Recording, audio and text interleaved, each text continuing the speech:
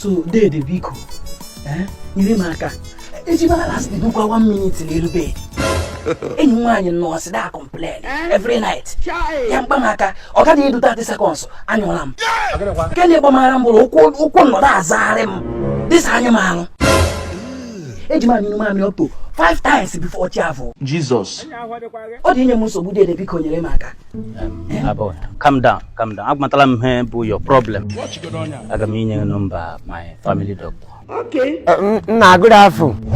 Good afternoon. Who is he? I don't know him. Afrom gay?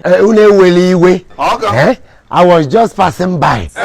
Man, infection. No, they loud down. Oh yeah, 2 minutes. They last. Talk small.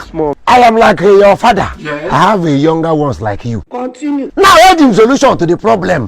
I don't want to talk too much. I make really more one day. That's what I'm the matter. Or one Noria. I'm ready to bomb from the guy. About each other.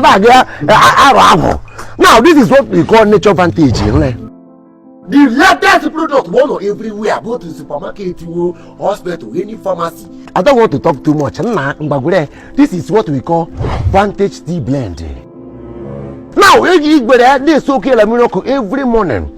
It will control your blood pressure, your BP, your sugar level. I overheard you talking about swell up 5 times every night. All those things will stop once you take this Vantage tea blend. Sharp. Now, brother, this one is for you.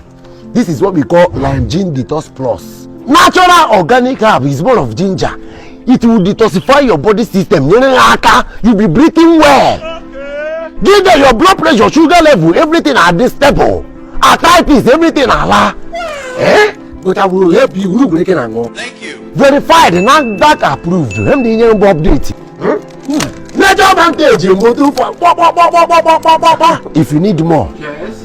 order. Use my promo code Uncle Digestive at our website. I didn't order.